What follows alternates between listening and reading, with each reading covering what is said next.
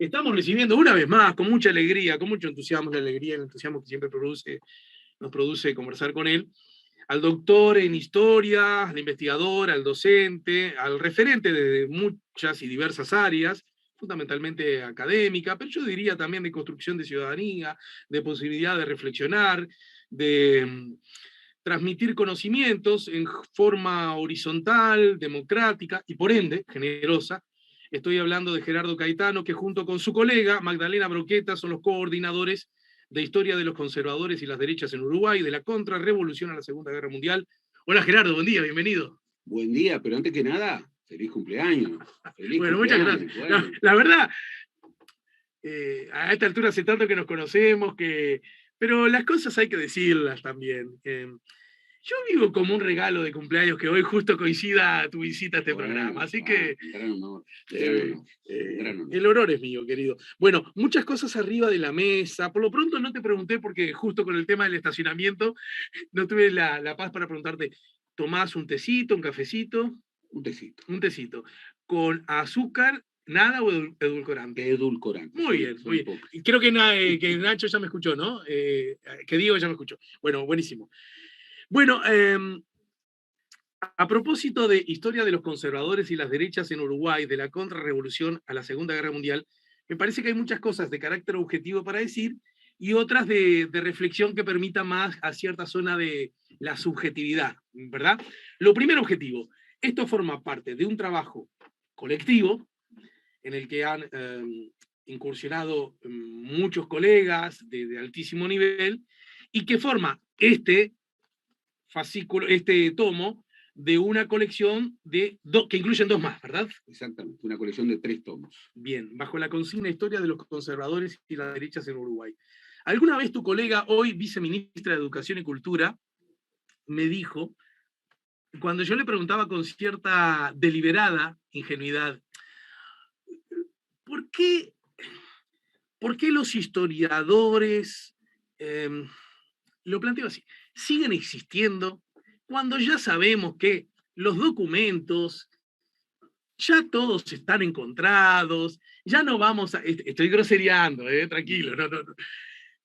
Y de alguna manera, dato nuevo arriba de la mesa, información nueva acerca de lo que ocurrió en el Éxodo, no, o en la Revolución Francesa, no vamos a tener. Y ella me decía, bueno, primero lo obvio, que nada asegura que no hayan datos nuevos, documentos nuevos. Pero en todo caso lo que hay, y eso me encantó, en la medida que los tiempos cambian, lo que van cambiando son las preguntas que le hacemos a esos datos, a esos hechos, a esos acontecimientos.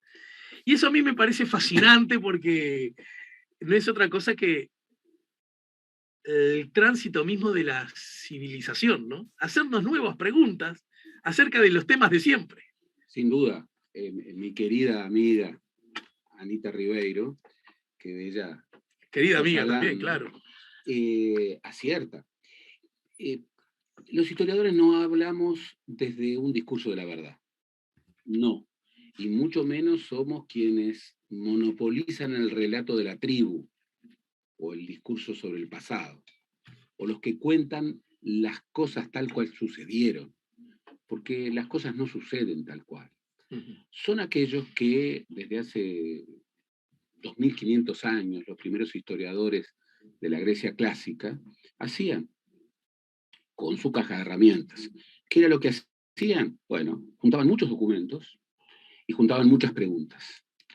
Y cruzaban documentos y preguntas desde el presente, pero no para influir en el presente, sino para entenderlo más.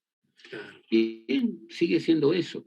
A tal punto es cierto que, si, primero, una de las primeras lecciones que hay que afirmar es que el documento solo no habla. Todo documento es opaco.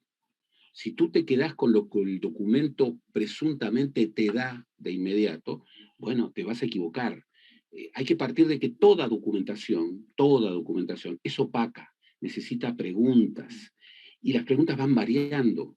Así que un mismo documento, yo puedo tomar un mismo documento que ha sido trabajado 50.000 veces, pero lo puedo enfrentar a una pregunta diferente, a una cuestión diferente, a una revisión en términos de contexto, a un asunto. Lo primero que tiene que tener un investigador en historia es un asunto. ¿Para qué? Bueno, precisamente para enfocarlo de otra manera, para interrogar a la fuente de otra manera. Y muchas veces, buscando, como decía Carr, buscando un pescado, te encontrás con un zapato. Claro. Y te cambia. Brodel decía, las hipótesis sirven solamente para navegar. Y el momento más significativo de un barco, son como barcos, sirven para navegar. Y su momento más significativo es el naufragio. Entonces, esa idea de que los temas permanecen, pero son revisados de manera distinta. Los documentos permanecen, a veces encontrás nuevos documentos, siempre, casi siempre. Y eso es apasionante. Pero sobre todo, encontrás nuevas preguntas, nuevas interpelaciones. Este es un ejemplo de eso, una colección que construye un asunto por el que, bueno, hay muchísima novedad, porque la historiografía uruguaya era una historiografía a la que le costó hablar de derechas. Claro.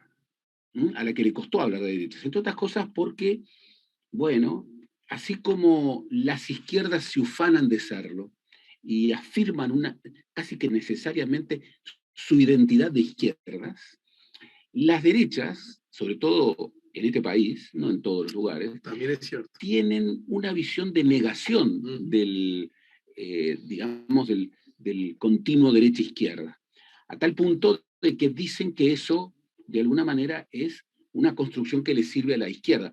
Y en verdad no es así. o que ya no existe. O que ya no existe. Y en verdad que no es así. Es interesante, siempre digo, jugando, ¿no? En reuniones de amigos, de asados. En Uruguay nadie tiene un amigo rico y de derecha, porque en Uruguay hay dos cosas que no se dicen. Los ricos no dicen que son ricos y los de derecha no dicen que son de derecha. Pero como bien dijiste, en Uruguay, porque en otros lugares el que es rico es más, te lo refriega, ¿no? Dice, gano 2 millones por mes, por año. Te lo dice, ¿verdad? ¿Y vos cuánto ganás? No, yo gano 20.000. Bueno, sigo esforzándote, no sé qué, pero acá es como, vos, no, nunca. Clase media alta, clase media alta. Y si ganás la lotería, bueno, mandás a tu escribano o mandás, porque no vaya a ser... Que te jure. Claro, hay un relato maravilloso de un relator fallecido, sobre otro relator fallecido, nada menos que sobre Carlos Solé, que decía, fíjate qué gran tipo que era Solé, que el día que ganó la grande y se compró un auto nuevo, primero no se lo contó a nadie, y después guardaba el auto en un garaje a 2 cuadras de su casa para que los vecinos no sintieran que, bueno... Estaba ostentando. Estaba ostentando. Bueno, eso es un relato muy uruguayo, muy uruguayo. La clave de izquierda-derechas forma parte de un continuo muy controvertido desde su origen, y su origen tiene más de 2 siglos. Parte de aquella Asamblea Nacional Francesa que algunos se sentaban a la izquierda y otros a la derecha, en función de los asuntos que estaban emergiendo y que iban a emerger de la Gran Revolución. Libertad, igualdad y fraternidad. Bien, eso se fue resignificando, porque izquierda y derecha, solas, si yo digo, yo soy de izquierda, yo soy de derecha, solo así, no quiere decir nada. Bueno, eso es algo muy interesante, esto último que acabas de decir, porque incluso a la izquierda, de gusto uso el singular, no siempre le ha gustado esto de las distinciones de las izquierdas. Yo recuerdo que nuestro común amigo Mario Cayota reivindicaba el concepto las izquierdas en el entendido de que, bueno, en el planeta y a lo largo de la historia, no es lo mismo ser de izquierda en Estados Unidos. Nuestro común amigo también, Fito Garcés, dice, bueno, la izquierda en Estados Unidos podríamos decir que es el Partido Demócrata, ¿verdad? Desde esa perspectiva, y nosotros con la mirada que todos los de Estados Unidos imperialistas, ¿cómo se le ocurre suponer que hay una mirada de izquierda en Estados Unidos, ¿verdad? Pero, y así sucesivamente. ¿Sabes cómo se les llama comúnmente en el vocabulario, no solo político, sino también académico? a la gente de izquierdas en Estados Unidos, los liberals. Claro, Los liberals. claro. En ese sentido... Bueno, ojo que Trump introdujo en el último tiempo la idea de que los liberals, demócratas, eran en realidad los socialistas, ¿no? Como para el cuco y asustar, decía, ojo que estos son los socialistas en realidad. Entre otras cosas. McCarthy por otro. Pero claro, porque Rodó decía una cosa muy interesante. José Enrique Rodó, cuando a comienzos del siglo XX lo acusaban de ser conservador, sobre todo por su enfrentamiento con el vallismo, que era en ese momento la alteridad emergente, naturalmente, digamos, de algo que se concebía como izquierda, no la única, pero sí la gran alteridad, decía una cosa muy impresionante, decía, decir que conservador, no creo serlo, o liberal, solo no quiere decir nada. Decir izquierda o derecha solo no quiere decir nada. Son dos conceptos relacionales. Es uno en relación a otro. Y tienen que tener una referencia histórica a un contexto social y cultural determinado. ¿Por qué? Lo que era izquierdas y derechas en el siglo XIX, claro, o conservadores y progresistas en el siglo XIX, en el siglo XX pueden darse vuelta. Y en el siglo XXI ni que hablar. Porque acá, mirá vos, claro, aparece en escena otro actor que seduce tanto, ¿no? Y ustedes los historiadores tanto nos enseñan.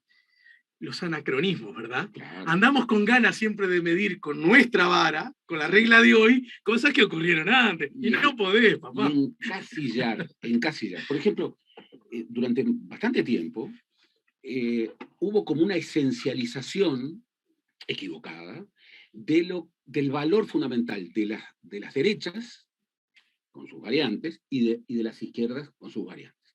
Y entonces se sostenía, bueno, las derechas son las que defienden la libertad, mientras que las izquierdas son las que defienden la igualdad. Y por eso las derechas defienden el mercado, mientras que las izquierdas defienden el Estado.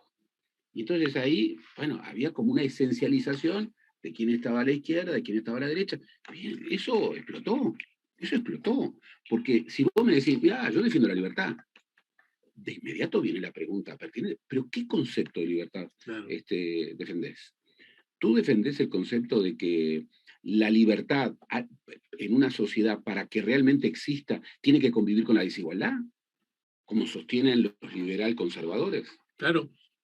Tú defendés la libertad como un derecho natural que precede a la política y que en ese sentido es la libertad como no interferencia, la libertad del individuo para hacer lo que quiere y para que nadie le diga lo que tiene que hacer.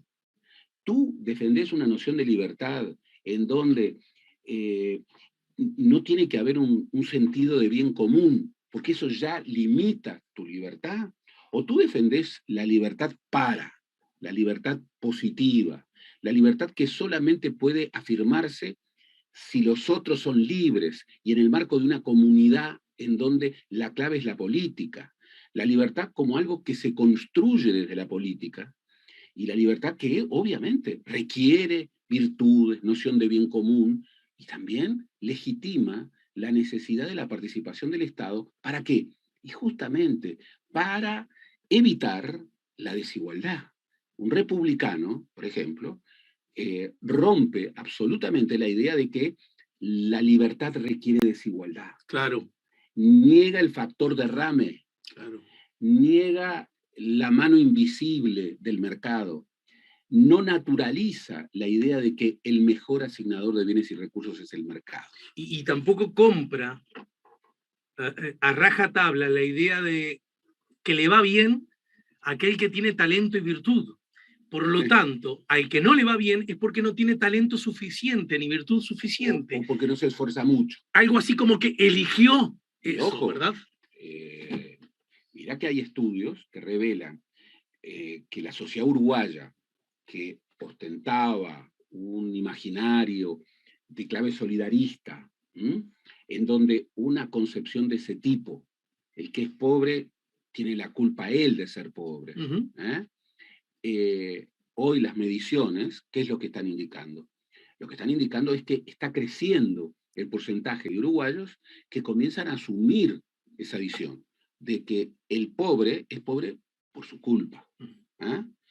Y esto, en, tú sabes que hay una metodología, discutible como todas, de autoidentificación ideológica, en donde los propios consultados se identifican del 1 al 10, ¿no? Exactamente, esto significa izquierda, esto significa derecha, yo me autoidentifico o me identifico del centro.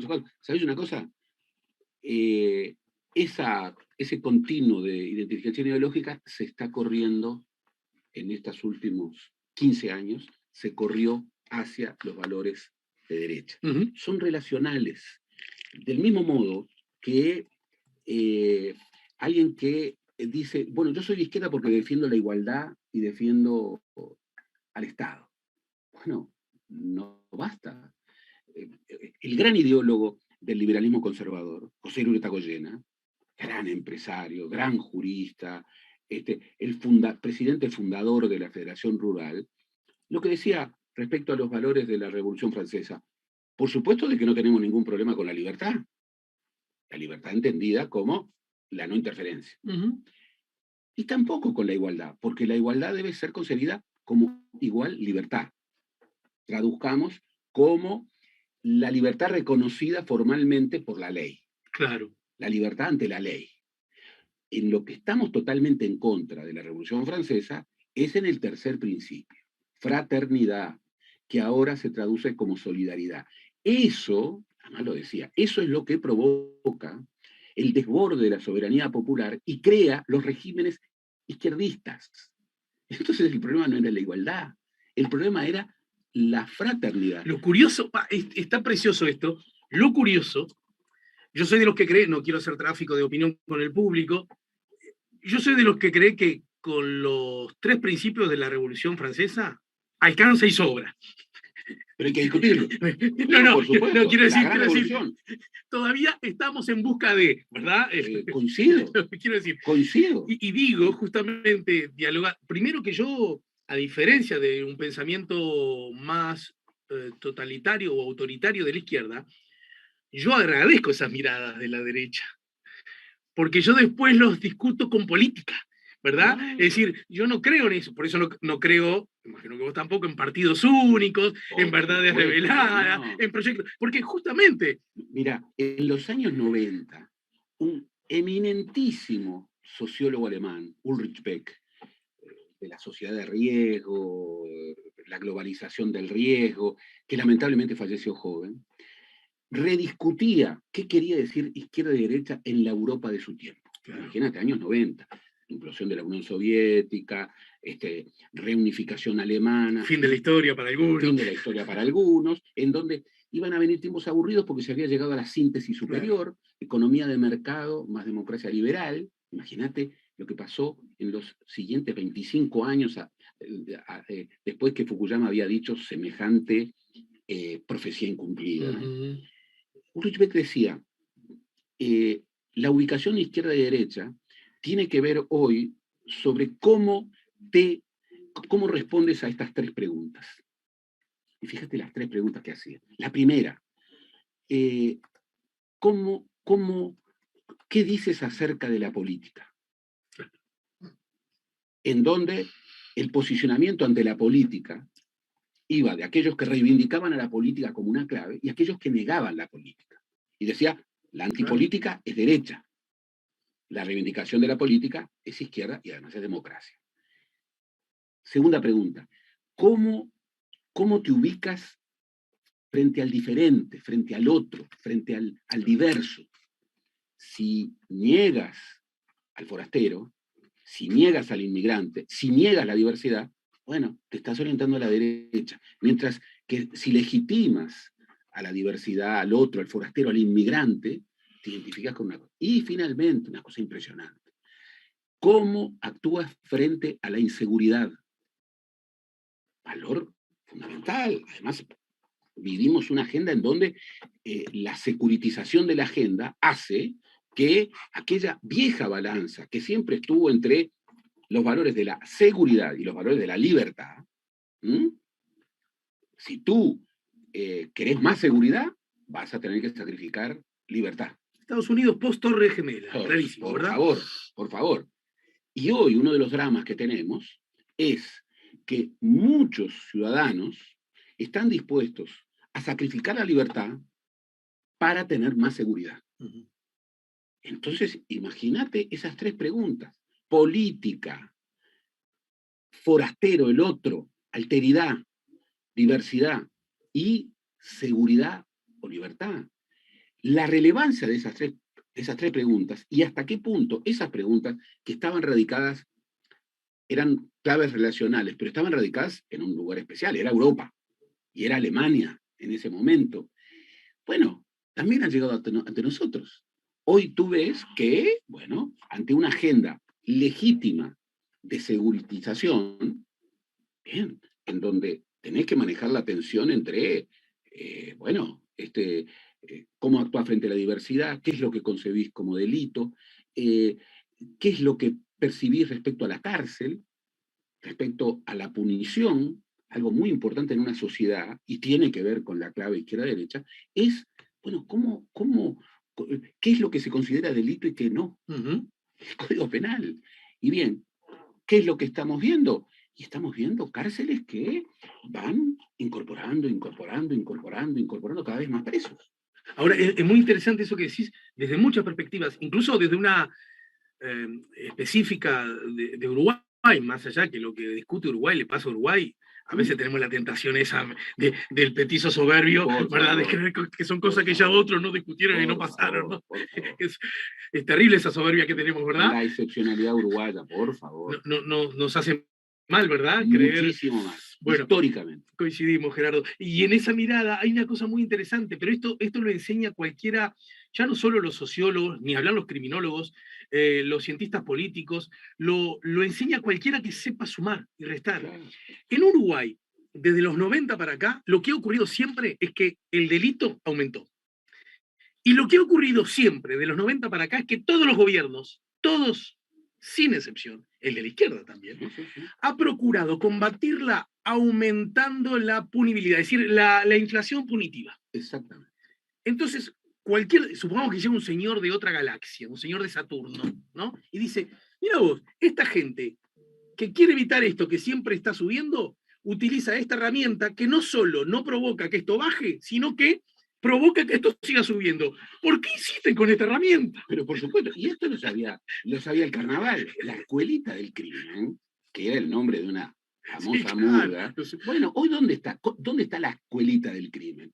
Está en las cárceles, que están atestadas, en donde se violenta absolutamente los derechos humanos, de manera escandalosa, como hemos podido saber, sí. Y en donde, bueno, allí están los postdoctorados en términos de criminalización. Entonces, obviamente, hay que pensar esas cosas, porque si no, vamos a seguir, ya pasamos los 14.000 presos, vamos a llegar a los 20.000 presos, y vamos a corregir el tema del delito. En el mundo, esa no ha sido la vía. Nosotros siempre tenemos es la contracara de esa visión de la excepcionalidad. A ver. No miramos al mundo. No miramos al mundo, creemos que lo que nos pasa a nosotros nos pasa solamente a nosotros. Y hay que mirar al mundo. El Uruguay está casi que obligado a mirar al mundo y ver lo que funciona en el mundo y lo que no funciona en el mundo. Claro, pero sin anteojeras, porque muchas veces la mirada distorsiona. Si yo tengo una visión y me pongo las anteojeras, obviamente voy a ver lo que quiera. No, mirar al mundo con apertura, con curiosidad, incluso interpelando mis convicciones previas. Bueno, lo que se ve en el mundo es que el punitivismo, que incrementa el número de cárceles y que incrementa el número de presos, no es un buen camino. No es un buen camino. ¿Eh? Entonces, discutamos el mundo para discutir nuestros asuntos. Para discutir el mundo, seguramente es de gran insumo verla, como se dice en la jerga ganadera, la trazabilidad de los hechos, ¿no? A veces surge, yo creo que este libro es elocuente en ese sentido, a veces aparece ante nuestros ojos de forma muy prístina y visible cosas que pensamos que nacieron antes de ayer. Y en realidad tienen tiro largo la historia. No, Solo, claro, ¿verdad? Y a mí me parece que es uno de los grandes aciertos que tiene este primer tomo, ¿verdad? A propósito de historia de los conservadores y las derechas en Uruguay, que, que tienen una gran historia, larguísima historia, incluso con incidencias, estamos hablando de un siglo atrás, ¿verdad? Tu artículo en particular, que organizaciones empresariales y política de la Federación Rural a la Unión Democrática, ¿no? Cuando hablas de la modernización política y los nuevos grupos de presión empresariales, que ya existían en el arranque del siglo pasado, ¿no es cierto?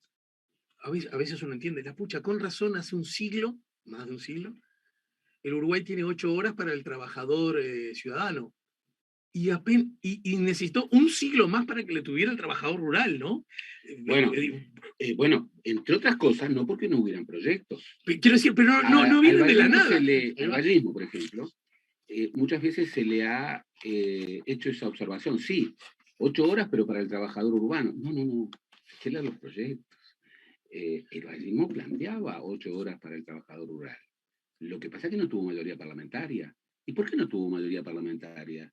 Y bien, porque quienes defendían los intereses agropecuarios, el herrerismo dentro del Partido Nacional y el riverismo dentro del Partido Colorado, bueno, no querían que hubieran 8 horas. Incluso utilizaban argumentos que hoy siguen estando entre nosotros. No, no, no. El trabajo en el campo es otra cosa, se organiza de otra manera, lo cual es cierto. Claro. Pero ni siquiera los trabajadores, los peones lo quieren.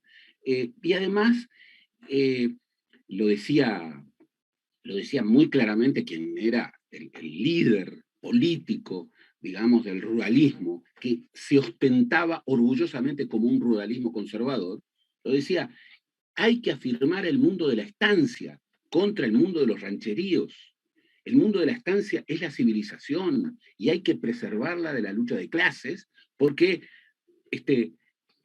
estanciero y peón son parte de una gran familia, por supuesto desigual, ni se preguntaba eso. Claro, porque la Lo desigualdad es naturalizaba, natural. era natural, le han dado algunos, vaya a saber quién, le han dado talentos diferentes, y el estanciero, que muchas veces, el 99% de las veces, heredaba su propiedad, bueno, tenía que tratar con caridad al peón y civilizarlo.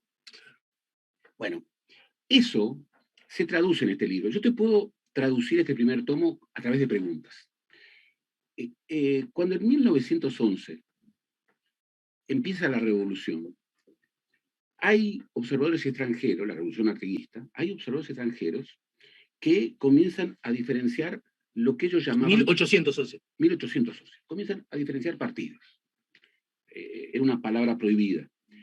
En 1825, un cónsul británico identifica varios partidos y dice, están los españolistas, nostálgicos, están los imperiales que quieren ir al imperio del Brasil, están los indiferentes que apoyan a cualquiera con tal de que no toquen sus intereses, están quienes hubieran preferido que las invasiones inglesas hubieran prevalecido, y después están los patriotas. Pero estos, por suerte, están divididos en dos. Están los artiguistas, que no creen en Dios, que no creen en rey, que no creen en ley, que quieren hacer a todos igualmente pobres, iguales por ser igualmente pobres, y que recuerdan a Artigas.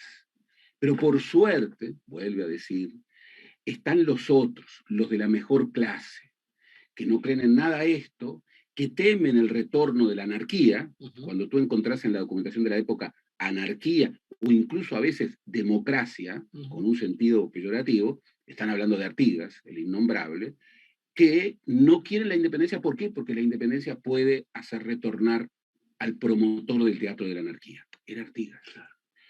¿Qué es el carlismo? Hay un artículo que trata sobre el carlismo y los blancos transnacionales.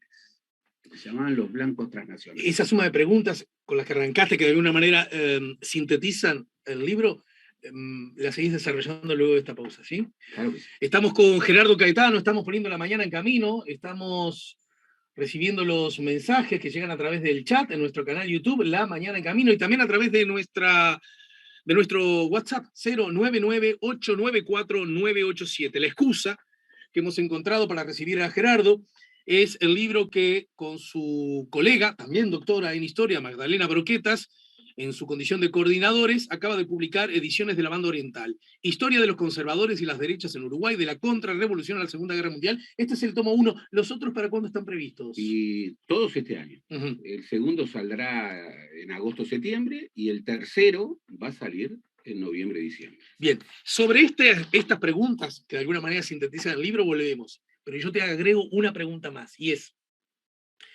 ¿tengo que comprarme la medalla al iluso del siglo, al ingenuo de la temporada? Porque yo pensé que la humanidad, luego de la Segunda Guerra Mundial, luego del fascismo, luego del nazismo, luego de la Guerra Fría, luego de las dictaduras del continente nuestro, había llegado a ciertos consensos, luego de la globalización, a ciertos consensos. Las xenofobias son malas, los nacionalismos son peligrosos, el chauvinismo no es aconsejable, el otro enriquece, el otro es necesario, la democracia como libre juego de intereses necesita de la política para llegar a la síntesis, y en todo caso la síntesis se renovará a la medida que el público seguirá eligiendo a sus gobernantes. Confiemos en los partidos, que son los profesionales de la política, pero para que estos tengan legitimidad deben mantener sus vasos comunicantes con la sociedad. Desconfiemos del outsider millonario, porque ese de la política no necesita. Entonces, como no necesita de la política, ¿a qué se va? ¿Verdad? Y sin embargo, no solo eso no acabó, eso está de moda, bajo el discurso de la antipolítica. Claro, por supuesto. En Uruguay se está diciendo lo que decían los golpistas. La enseñanza está cooptada, el poder judicial está infiltrado, cooptación, infiltrado, foráneo. Siguen diciendo que está infiltrado y cooptado por el comunismo. Pero solo nos queda que nos amenacen con que vamos a llevar los nenes a Putin, ¿verdad? Que no sé cuánto habrá que esperar para que eso ocurra. Bueno, ¿y Putin? ¿Es de izquierda? Bueno, y además eso, esta cosa mía forzada de querer a la gente de izquierda ser simpatizante de Putin.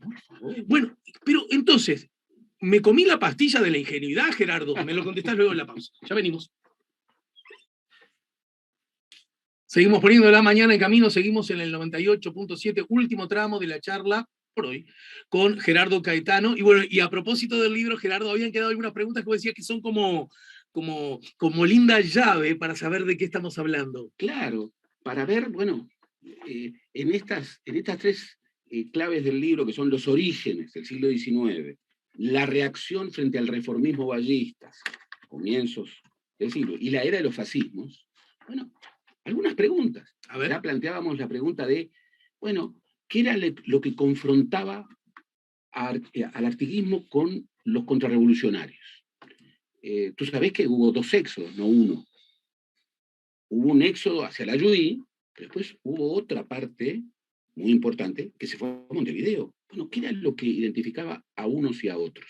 ¿Qué era lo que separaba a un revolucionario de un realista españolista? Hablábamos del carlismo.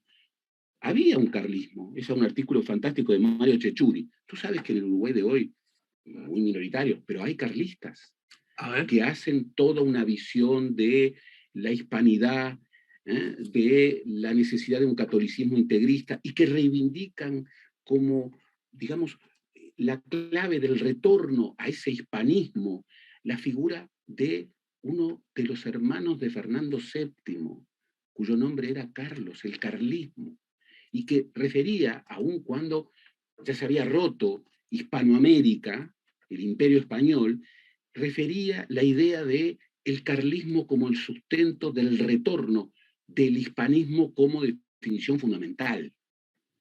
Y te lo digo también, tú sabes que un senador actual, cuyo nombre no voy a decir, porque todos lo conocen, en pleno recinto parlamentario gritó «Viva Cristo Rey».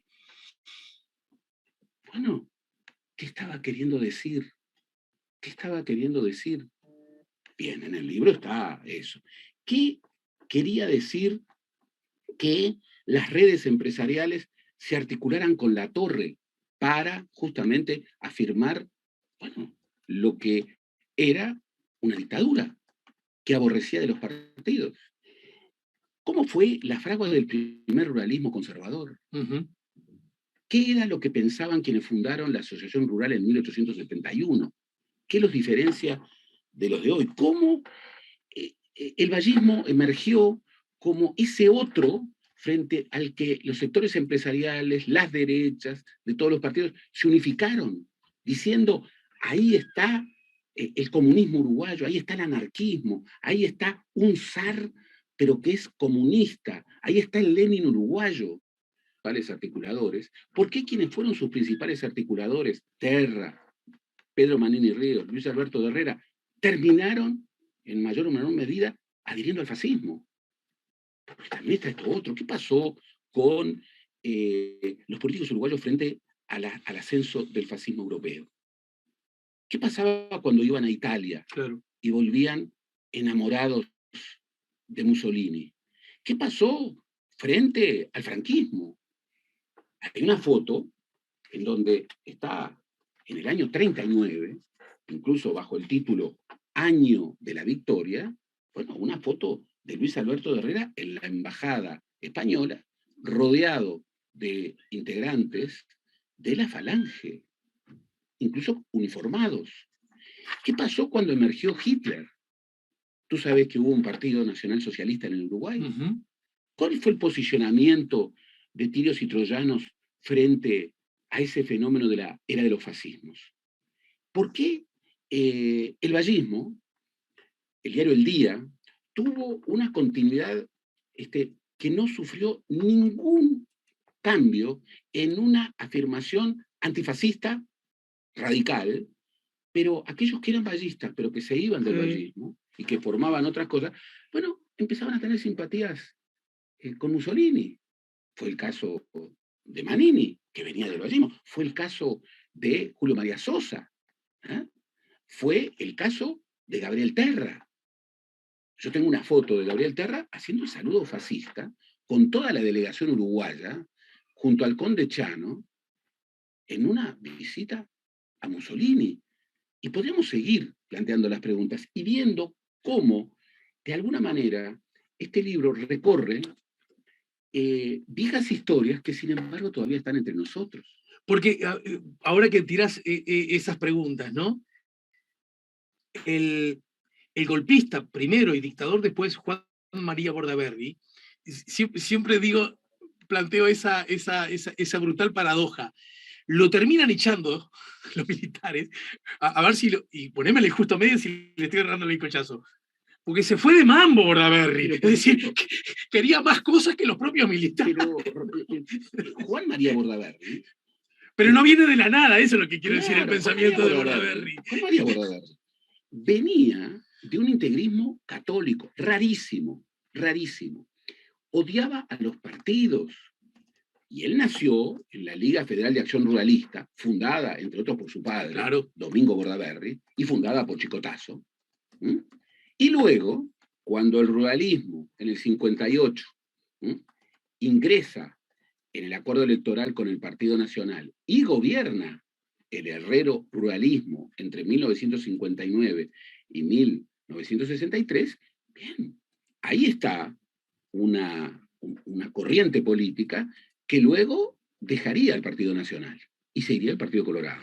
Bordaberry fue senador por el Partido Nacional entre 1963 y 1967. Luego, Pacheco Areco, de manera sorpresiva, lo hizo su ministro de Ganadería y Agricultura. La Unión Colorada y Vallista, que luego devendría en Unión Nacional Reeleccionista, no estaba de acuerdo con Pacheco en eso. Y Pacheco lo puso como compañero de fórmula en esa propuesta inconstitucional de un presidente que quería reelección inmediata, y lo puso junto con Jorge Zapelli de la fórmula alternativa porque si no se llegaba a la reforma constitucional. Yo era niño, año 71, obviamente, yo soy de 65, tenía 6 años, a ver si ya los había cumplido, sí, porque obviamente fue en el marco de las elecciones. Estábamos en la casa de mi tío negro y yo agarraba un papelito, un cuadernito, no sé, y hacía, sin saberlo, una encuesta en mi familia a quién votaba. lo digo claramente, en mi familia nadie, en ese entorno cercano, nadie votaba al Frente Amplio. Lo digo por las dudas, ¿no? Que no había ninguna connotación, ningún sesgo, como la mayoría de los ciudadanos en aquella época, que eran muy pocos los que terminaban votando a la izquierda, ¿verdad? 18% de infracción. Entonces yo me acuerdo que iba, y me acuerdo de mi tía Cacha, ya no vive mi tía Cacha, y yo le pregunto, mi abuela votaba a Ferreira, que no era Wilson, era Ferreira el Dunate en aquella época. Wilson se transforma después, ¿verdad? Mi abuela, me acuerdo, decía a Ferreira. Yo era un niño, no me daba muchas explicaciones. Y me acuerdo que mi tía Cacha, Gerardo querido, le preguntó, ¿a quién votás, tía? Y dijo, a Pacheco y al otro. Es impresionante. Bueno, eso es lo que demuestra, porque era la reelección. Ella decía, a Pacheco y al otro. Al otro, bueno. Se quedó con el gobierno. Y Pacheco se fue como embajador. Bueno, luego apañó a los militares en ese golpe en 2 tiempos, porque ojo, el golpe terminó de resolverse el 27 de junio, pero ya en febrero había habido golpe de Estado. Y Bordaberry, justamente, ya comenzaba a afirmar, bueno, sus ideas que luego presentaría en términos de proyecto ideológico y político, de manera prístina, en el año 75, cuando sacó el memorándum.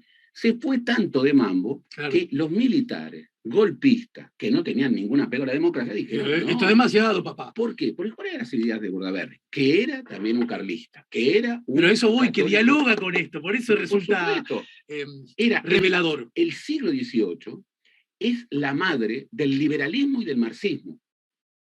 Liberalismo y marxismo son hijos de la misma madre. Y hay que romper con eso, con esa subversión. ¿Cómo se rompe? Volviendo al derecho natural, volviendo a los valores medievales y reconociendo que el poder no puede estar en la soberanía popular y que no debe haber partidos, a lo sumo corporaciones.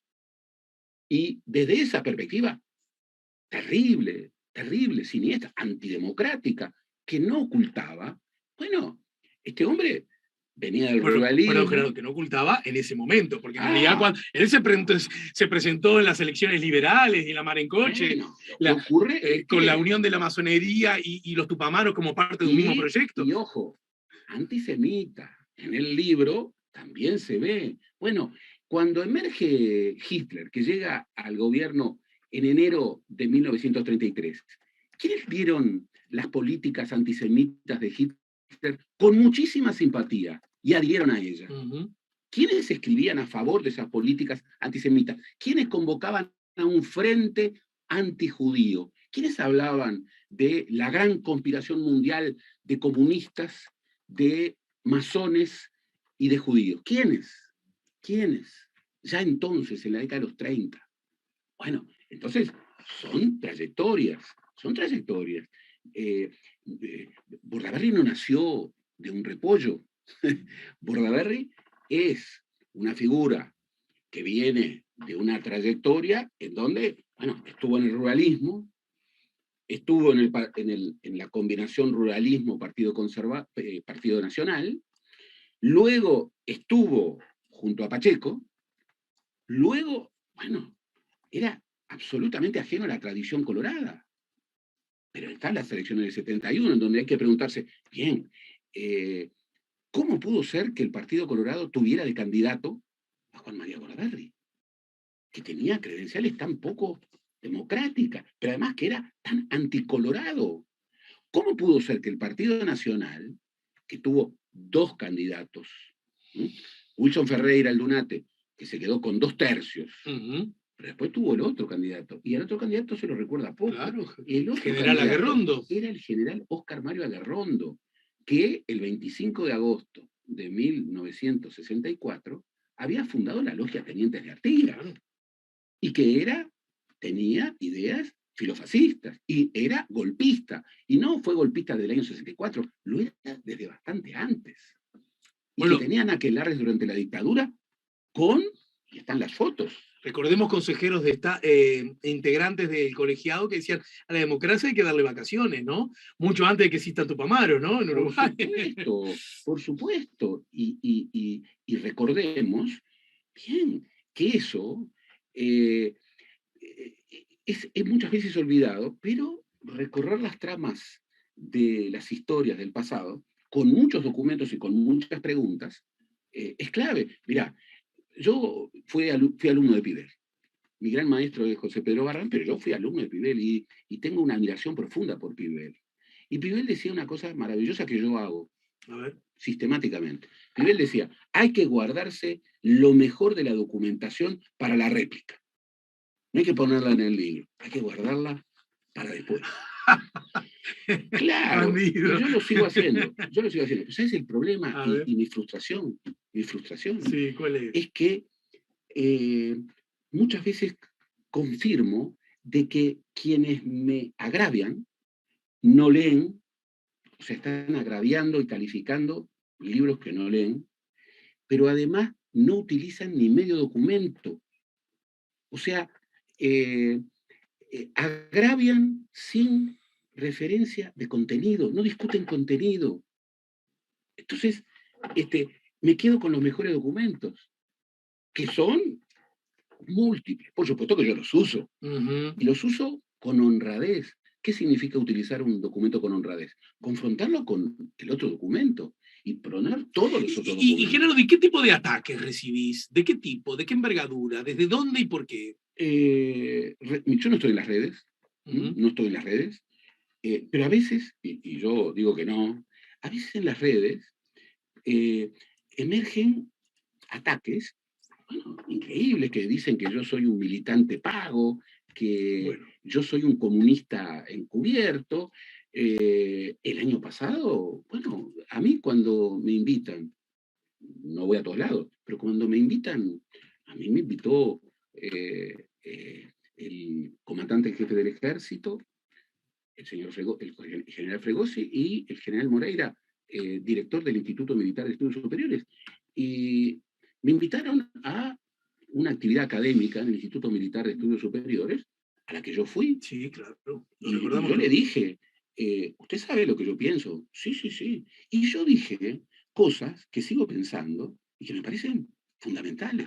Por ejemplo, no hay ninguna causa, no hay ninguna razón para romper las reglas constitucionales.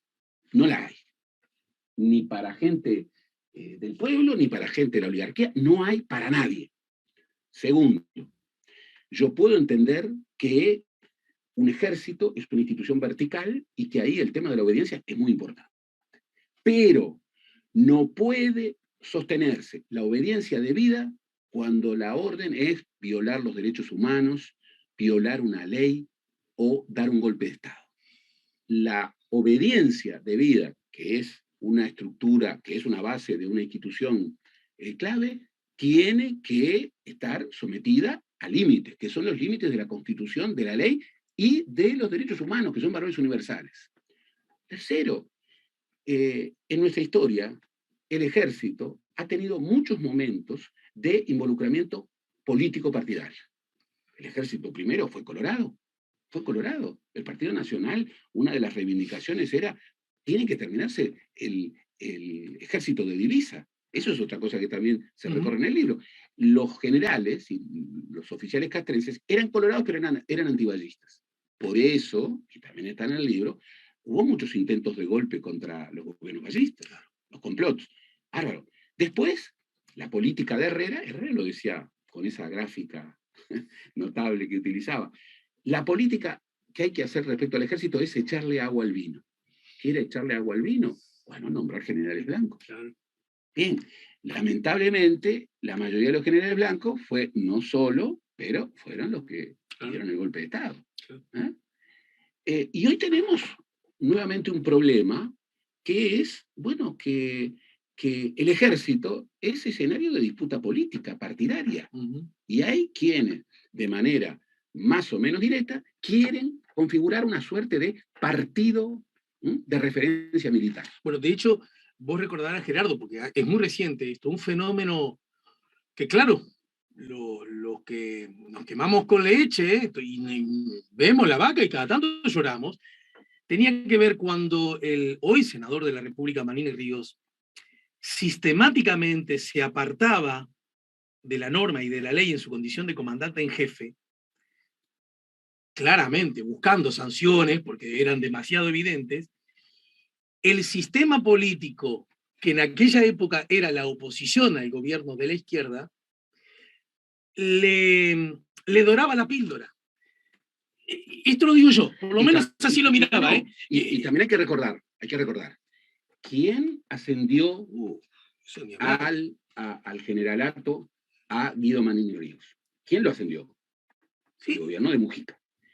¿Quién lo designó como comandante en jefe del ejército? Vázquez en su segunda presidencia.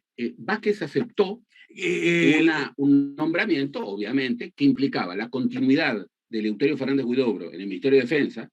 Recordemos, no era un momento estelar en la trayectoria política. La CAP-L había prácticamente desaparecido.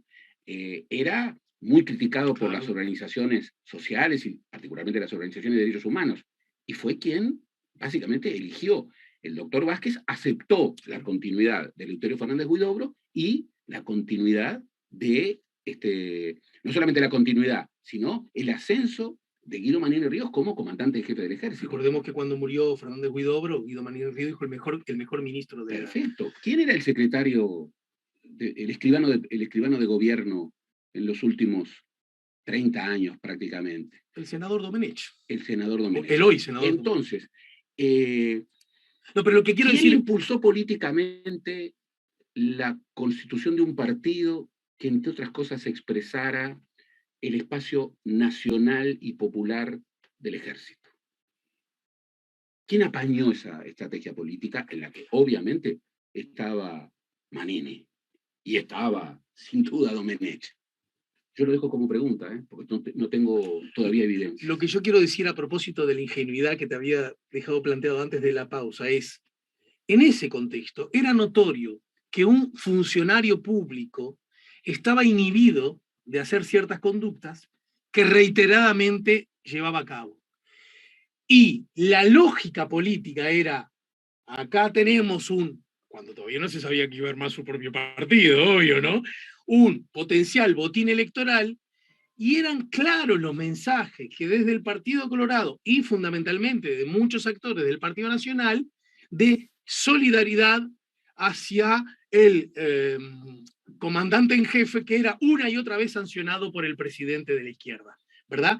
En realidad, y yo decía, esto es muy peligroso, porque en realidad lo que tenemos que estar todos los ciudadanos republicanos detrás de la norma y la ley, que nos caiga bien el hombre y tenga todo derecho a ser político si lo quiere, de hecho lo está haciendo y está muy bien que eso ocurra. Y es senador, lo mismo que el senador Domenech, por el voto popular. Y se tiene antes que quitar el uniforme, ¿verdad? Ojo, porque ojo cuando a la Constitución, a la norma y a la ley, y lo digo por derecha y por izquierda, la empezamos a mirar de una manera si nos sirve políticamente y si no nos sirve políticamente. Y creo que eso es muy peligroso, porque ya nos pasó el jugar con incluso la beta antipolítica que cada vez está más presente en Uruguay y en el mundo. Yo creo que de alguna manera nos da herramientas para que te haga otra vez la pregunta. ¿Acaso la humanidad pensó que había o yo pensé que habíamos llegado a un nivel de civilización del desarrollo político que a determinadas cosas ya no volvíamos? Mira, el otro día me acordaba, y lo comentaba en clase, que en 1985, reinstitucionalización democrática en el Uruguay. Bien, Gorbachov en la Unión Soviética. Se renovaba el Pacto de Varsovia, sí, por 25 años. 6 años después caía la Unión Soviética. Uno de los firmantes de esa renovación por 25 años del Pacto de Varsovia era Ucrania, que formaba parte de la Unión Soviética. Bueno, hoy, a prácticamente 40 años, 37 años de aquel 85, bueno, Rusia, que era la república hegemónica de la Unión Soviética, invadió a Ucrania. Un secretario general del Partido Comunista Ruso, que era de origen ucraniano, Khrushchev, le había regalado, en honor a los 300 años que él planteaba que eran la edad de Ucrania. Bueno, hoy Putin, que venía de la KGB y que observó la caída del muro de Berlín en noviembre del 89 desde el territorio de la RDA, donde estaba ejerciendo funciones, y fue un trauma muy duro, muy duro. Hoy él afirma, y es uno de los argumentos de su invasión, que Ucrania es un estado inventado. Y hoy hay gobiernos pseudo progresistas en América Latina que dicen que, bueno, que, ojo, que hay que respaldar a Putin. ¿Por qué? Bueno, porque Putin está confrontando con Occidente. Claro. Putin es el referente internacional de alguna izquierda latinoamericana. Hay un artículo fantástico de Pablo Stefanoni que es justamente la miopía gigantesca de algunas izquierdas latinoamericanas en relación a los acontecimientos internacionales y el problema que tienen para, bueno, condenar lo que es una invasión, lo cual no supone advertir que bien, que la OTAN y particularmente Estados Unidos cometieron enormes errores y que están cosechando lo que sembraron, porque llevar los límites de la OTAN a las fronteras de Rusia, claro, era obviamente un ataque a la seguridad, claro, a la geopolítica rusa. No, claro, incluso uno puede, desde eso, desde lo que acabas de decir, medio hijo del sentido común. Es decir, wow, claro que Rusia tiene derecho a sentirse preocupada y alarmada con ese avance. Ahora, ¿qué nos cuesta a eso decir eso y decir, bueno, meterse en otro país está mal, ¿eh? Mínimo básico de manual. Ojo, meterse en otro territorio está mal. Si lo hace Rusia, si lo hace Estados Unidos, si lo hace Israel, si lo hace Colombia. Es decir, está mal, no lo hagamos, ¿verdad? Por supuesto, quebrar las reglas constitucionales, incluso utilizar la violencia como un instrumento de acción política, es inadmisible. Es inadmisible. Son dogmas. Son dogmas. Nadie puede ordenar la violación de un derecho humano. Nadie. Nadie puede ordenar la violación de la ley. Toda constitución tiene en su articulado las reglas para su reforma.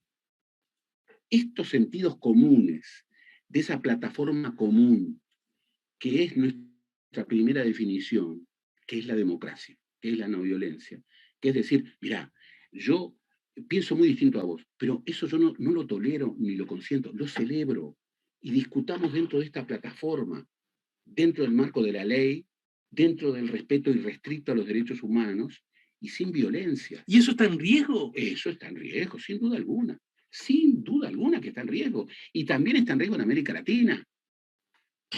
Pero con todo lo que nos pasó, Gerardo. Te cuento. Nosotros tenemos en Brasil a un presidente que ya mucho antes de la elección está deslegitimando la elección acusándola de fraude. Bueno, Bolsonaro. Trump lo hizo hace unos lo poquitos mismo meses que atrás, Trump, ¿no? el libreto de Trump. Cuando vio que perdía, yo, esto es una porquería, esto no funciona. Está haciendo discursos una y otra vez, convocando a las Fuerzas Armadas para que den un golpe de Estado. Y en su gobierno hay 7.000 militares en actividad que están cumpliendo funciones políticas. Bueno, acá nomás, acá nomás. En varios países de América Latina, frente a insurrecciones populares, en Chile, en Bolivia, en Colombia, ahora en Ecuador, se ha ordenado a los ejércitos reprimir, levantándoles la responsabilidad penal. Claro. Eso es terrorismo de Estado. O sea, si yo mando a reprimir a militares. Y te digo, mira que si te pasas de la raya, si no te te va a pasas pasar de la nada. raya, no vas a tener responsabilidad penal. O sea, anticipar la impunidad. Eso es terrorismo de Estado. Eso es terrorismo de Estado. Entonces, si nosotros no tenemos el reflejo necesario para decir, miren, acá hay ciertos desbordes, bueno, de ese sentido común, y advertirlo con fuerza, no es ingenuidad, no es ingenuidad. Los internacionalistas hoy han puesto de moda un libro que recomiendo enfáticamente, de un gran historiador, Christopher Clark, que se llama Sonámbulos. ¿Sabes lo que narra ese libro? cómo se llegó a la Primera Guerra Mundial. Y los internacionalistas, ¿qué es lo que dicen? Que leyendo ese libro y leyendo ese tiempo y el periodo de la entreguerra, observan, bueno, similitudes alarmantes respecto a, a las primeras décadas del siglo XXI. Christopher Clark, Sonámbulos, cómo Europa fue a la guerra en 1914. Exacto. Bueno, entonces, de verdad, no estamos hablando de fantasmas. No estamos hablando de fantasmas. La democracia es un sistema que para vivir necesita renovarse siempre.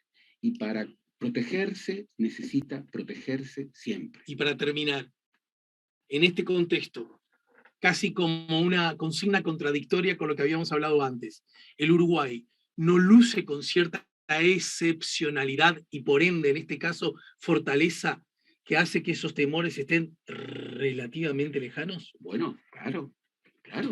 Uno mira América Latina y ¿qué ve? Bueno, ¿dónde hay una democracia de partidos? ¿Dónde los partidos, pese a que son objeto de crítica, sobreviven?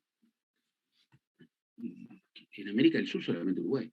Porque Chile era un ejemplo también de una democracia en donde los partidos sobrevivían. Pero en la última elección, los partidos de la derecha clásica se derrumbaron, los partidos que integraban la concertación se derrumbaron, ¿m? Y hoy hay nuevos partidos. Bueno, pero recordemos que Chile, lo insinuábamos hace un rato, algunos colegas tuyos, politólogos, Juan Pablo Luna, gran amigo, y además tenemos el honor y la alegría que igual que vos siempre participa en este programa, mucho antes del estallido, no son 30 pesos, son 30 años, él señalaba que Chile exhibía como riesgo notorio un desacople entre el aparato político y los ciudadanos. Claro, y Chile tuvo una resolución peligrosa, pero finalmente sana. ¿Por qué? Bien, porque la muy justa rebelión de octubre del 2019, muy justa, el tema no eran 30 pesos, eran 30 años. Bueno, se tradujo institucionalmente a través de lo que parecía que no se podía hacer en Chile, que era una reforma constitucional. De hecho, acaba de ser presentada ahora y terminando, los primeros días de septiembre será llevada a consulta. Terminando con las creaciones pinochetistas que había dejado y que no se habían logrado reformar. Bien. Y se tradujo desde una vía institucional reformando la Constitución y se tradujo en una elección con doble vuelta en donde, sorpresa, uno de los candidatos, el candidato de la derecha, reivindicaba y reivindica a Pinochet. Claro. Algo que era imposible. Reivindicaba y reivindica a Pinochet. Y el otro, que es el actual presidente, Gabriel Boric, bueno, tiene 36 años, nació a la vida política en las grandes movilizaciones estudiantiles del 2011 y fue un protagonista extraordinariamente relevante en la rebelión chilena de octubre de 2019. Pero ¿sabes un agregado? Por eso es esperanzador.